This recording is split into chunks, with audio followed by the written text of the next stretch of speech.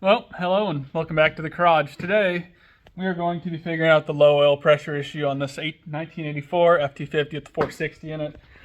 They're not, but last time we had this, I had no oil pressure basically. Allegedly, the sensor back there read that we did. Originally, I wasn't gonna pull the distributor. I've decided I am. And if the rod's good and everything checks out here, I'm going to make sure and run it like I'm priming it. Hopefully that makes oil pressure. Or I find that it's not in the pump all the way. And if that isn't the case, well then, we're going underneath. So, let's get to it. Well, I just went ahead and pulled this out, and you can tell the end of that thing does not look good. Which is terrible good news.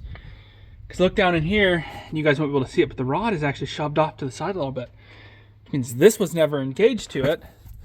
Hopefully it being shoved over hasn't tried to kill the pump, but that means this was never running the oil pump, which means maybe I don't gotta go under. Positive and negative. I already have a new oil pump. I already have all the gaskets because I was like, this is what it's gonna be. But this might save me from doing so much work. Biggest negative here is it's not that the oil pump has never worked, you know, in like the whole maybe 5-10 minutes this thing's ran total. It's that I'm gonna start finding oil leaks because I thought when I first started this engine, cool man, oil leaks. Well, that's because there was no oil. So, and I gotta save myself some oil because what's in the filter pan is brand new. So let's see what kind of magic we can work here. All right, so there really isn't a great angle to put you guys, as they'll take a pick with a curve on the end down and around the side, move it around. I learned that it's loose, so I figured let's go fishing with my magnet. So maybe we can get this thing out of there. And voila. That is the shaft. Probably gonna compare it to my new one, and honestly, since I have one and this thing is missing the piece that kind of holds it centered in there, I'll probably go ahead and just put the new one in. I think that's the smartest thing to do. Because then I can go ahead and I can test that new oil pump prior to putting everything back together and being like, hope it works. And then I have no oil, then I destroy an engine. Plus, the end of that's pretty chewed up. This one, that end probably looks okay, but that one doesn't look right, and I think the bottom of that kind of chewed into it a little bit. Actually, got to make sure. Huh. That could be part of our issue as well. That guy doesn't even fit in there. So something screwy's going on here. Because this is all this stuff is what came out of this engine when I got it. So that's less than ideal. So let's see what we can figure out. Kind of weird. After comparing this old one with the new one, they look pretty damn good, I think. So what I'm going to do is I'm going to put the old one back in. Now the reason being is the new one does have a clip on it. Technically, these are supposed to be installed from below, and then the clip will catch the block and not allow it to go anywhere. That thing I kind of thought was centering. No, I was wrong. Now, the tricky part's going to be getting this guy back down in there, because I can't just drop and pray. I mean, it might end up in the oil pan, and if it does, I got another one, I guess. I'd like to not do that, though. So I'm going to try to do the exact inverse. Magnet this, try to get it in there. We'll see how things work. There are other tips and tricks that people can do with this stuff. However, I'm a one-man army. So let's go ahead and see what I can do here. Inverse of fishing. Which end did I have in here? Must have been that end. That end went in good. I did clean up that edge a little bit. It was not looking the best. So let's see what I can do.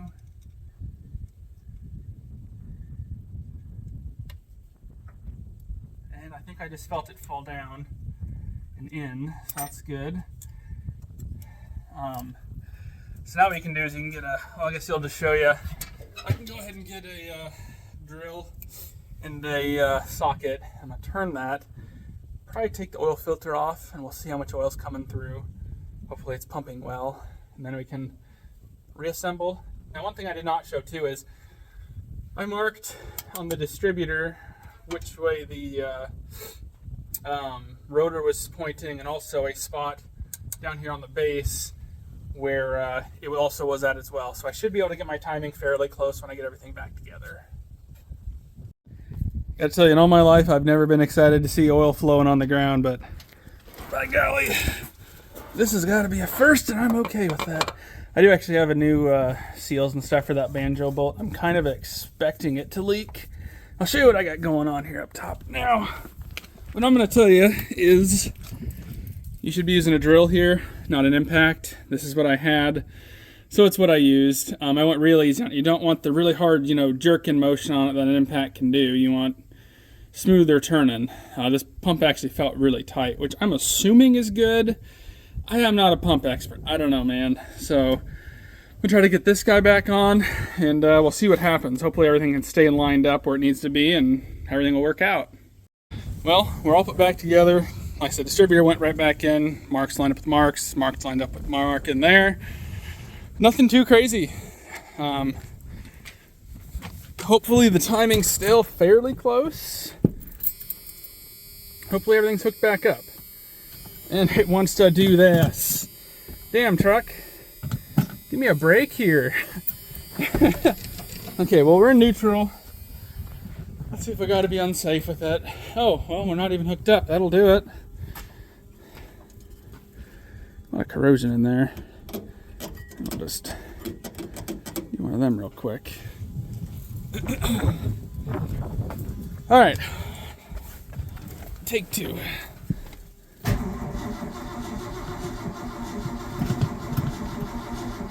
Battery might be getting weak. That might be out of gas too. But as you can see, this is climbing more than it ever has. So I think we got to work an oil pump again. I might charge the battery up and do a few little odds and ends. I'll try to take this truck on a drive for the end of this video. But let's give her one more shot. She might be really flooded too. I never thought about that. This fuel pump's been running. Oh.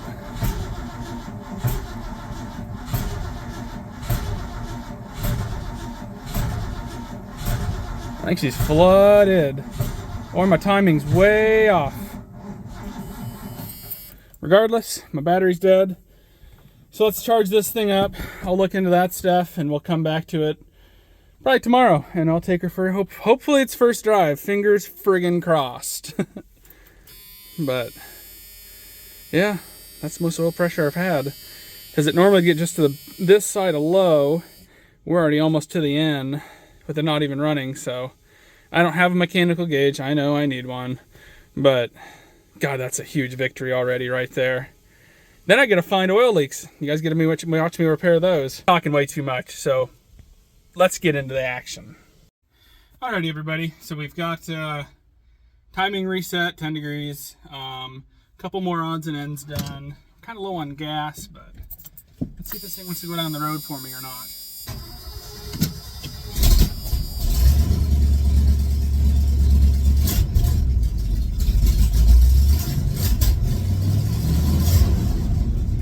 Cold. That's okay. It's a little cold. That's okay.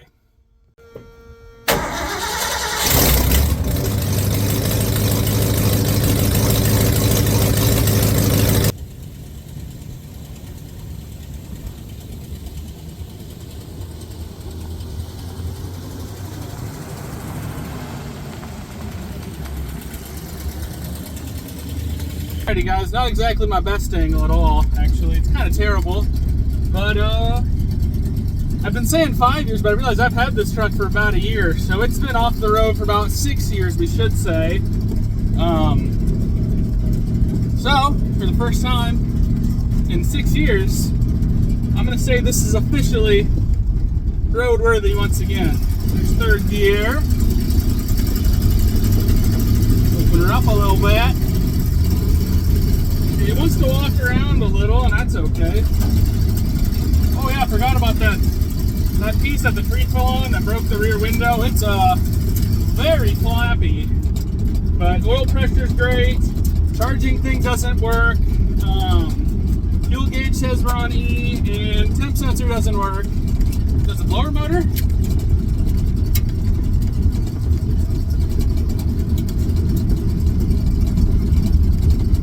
I can't tell. Yeah, blower motor works, and she's warm actually right now, so that's good. But yeah. Sorry, this is a terrible angle, but best I can do right now. But regardless, this is fucking great. I know I'm not one who curses a lot in my videos, but this is all worth it right here. So I'll get it back home and we will recap from there.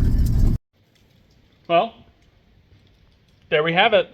The 1984 F250 is officially what I'm gonna call, I don't know, road ready. There still are some little things I need to look at. Like I noticed the steering is a little, she walks around a little bit. Nothing too crazy. I've definitely driven worse.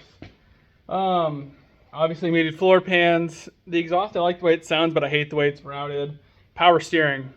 That's one big one that I got to figure out. Might be out of fluid.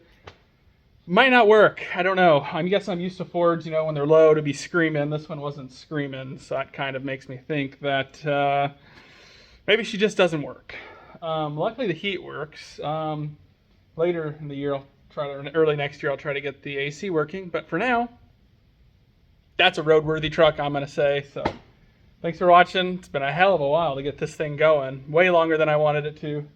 But everything takes longer than it should and is overpriced. So thanks for watching. Till the next one.